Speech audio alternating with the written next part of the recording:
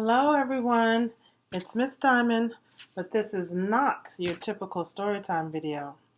Here in this video, I'm going to tell you a little bit about me. I will answer 3 questions. Who is Miss Dymond? Why does she do these Storytime videos anyway? And what's next?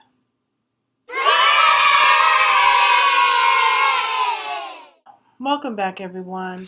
I am Miss Dymond and I thought I'd do a video just to give you a little bit of backstory about me, my life, and why I even bother to do these story time videos. So I hope you can stick around just to learn a little bit about myself, and I look forward to getting to know my audience in the future as well. So who is Miss Dymond? Miss Dymond is a mother of 3. I have raised 3 kids. 1 is currently in high school and 2 are in college. And I really am a creative, but I am a creative only after spending a long time in corporate America, not at all satisfied with my career, where it was going, or what I was doing. And I'm sure a lot of people can relate to that story.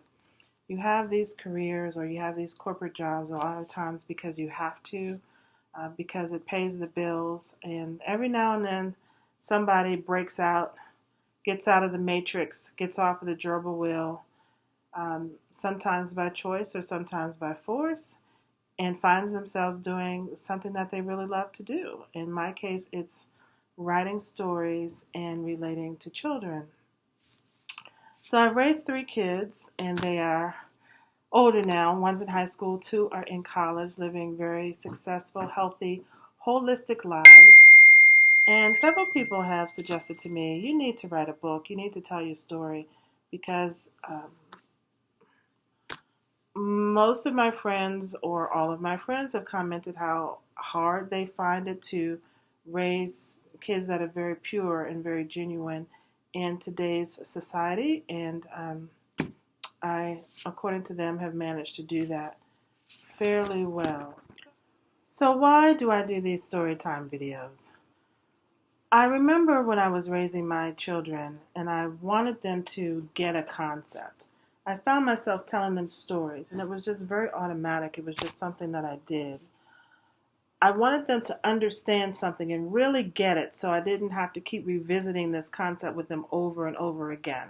Because a lot of times they just don't see themselves. They're just not aware of what they're doing. So I would just tell them a story. So whatever the scenario, it doesn't matter. Let's just say they were taking each other's toys or taking each other's things. And of course, they always see it from their perspective. Well, I'm taking it because I want it. Or you played with it for 10 minutes. It's my turn. They decided it's their turn. Or whatever the case may be. I may just break out and tell this elaborate story about how you have a bike and it's your special bike that you got for your birthday or for Christmas. And you love this bike. And you have ownership of this bike. And you take care of this bike. And you have to put it away. It's your bike. And then one day a friend comes along and says, I like your bike. And they just pick it up and start riding it. How would you feel if they just took your bike and said, but you have the bike all the time. Now I want to turn and ride your bike. How would that make you feel? And of course, they would quickly understand I wouldn't like that. You can't just come and take my bike. You didn't ask me if you could ride it. I have ownership of that bike. I feel whatever they would say. And I would just tell these stories to make them understand how the other person may feel about, I would tell them these stories so that they understand what it feels like to be taken from.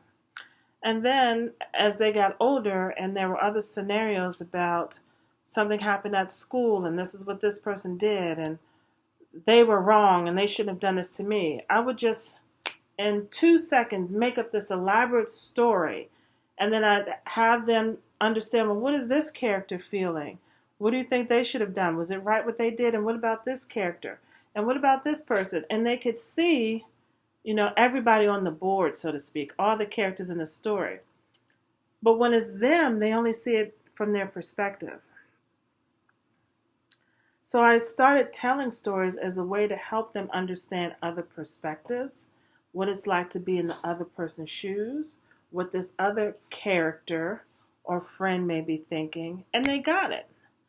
And it just became a thing where as they became 10, 11, 12, it's like, okay, mom, I get it now. I totally get it. They could see what I was trying to say, or they could see their behavior so quickly through a story by looking at a character.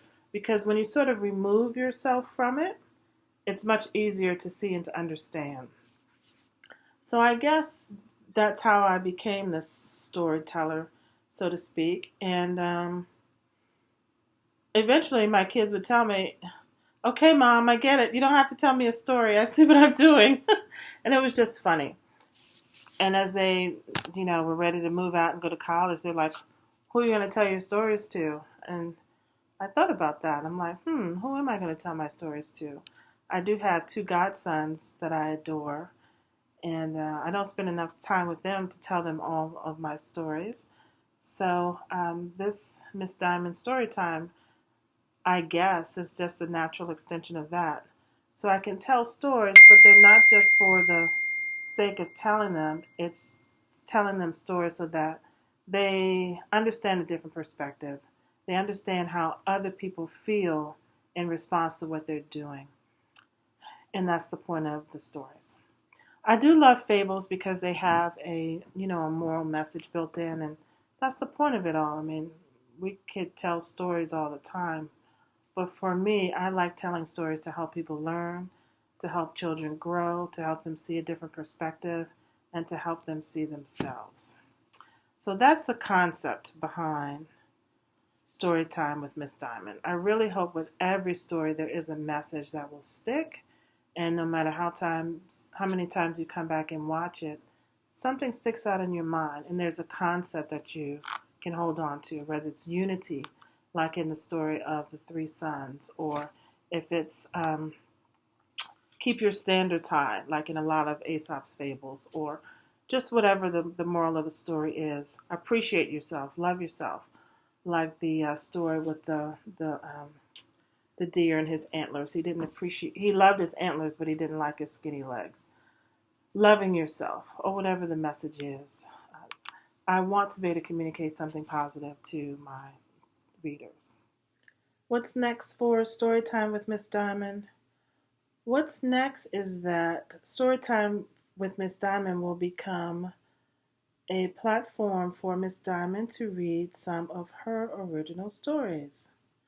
I remember when I first started writing my own children's books, I was leaning on the door sill, looking in my daughter's room, and she had two stuffed animals on her bed. She had a bunny rabbit and she had a bear.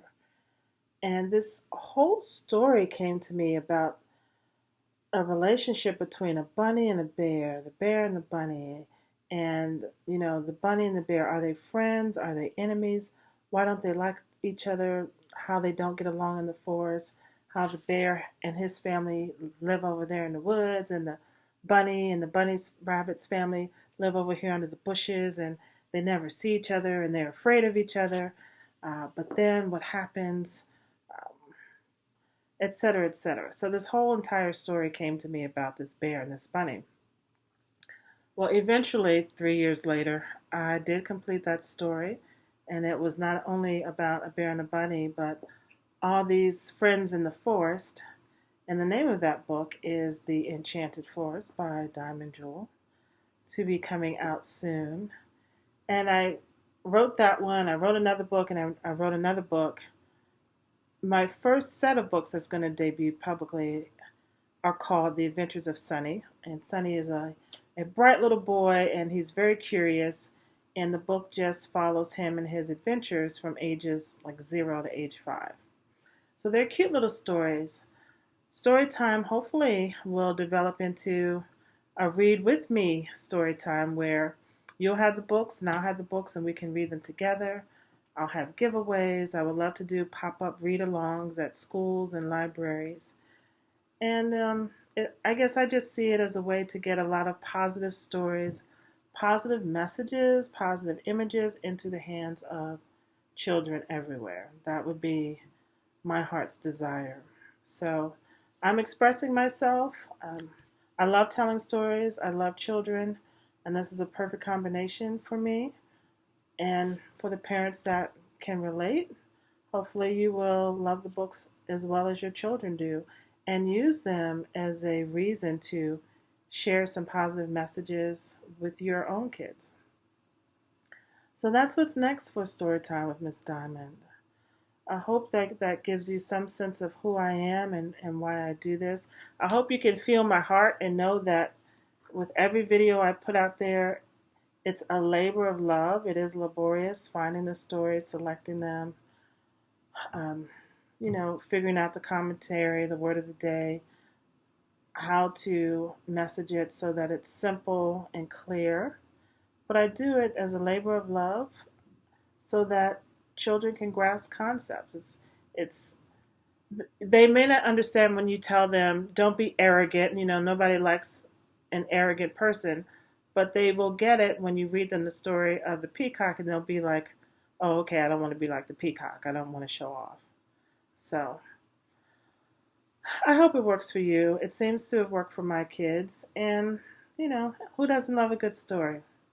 So I think I've rambled on enough for today. Thanks so much if you stuck with me to the very end. I would really love it and appreciate it if you would subscribe to my channel, hit that subscribe button, and the bell for notifications, and leave comments. Let me know if this is resonating with you, if it works for you. And I hope to see you soon on another episode of Storytime with Miss Dymond. And let me know if these little infomercials are cool or if you just prefer, hey, Miss D, just stick to the stories. All right. Either way, love you. See you next time. Bye-bye.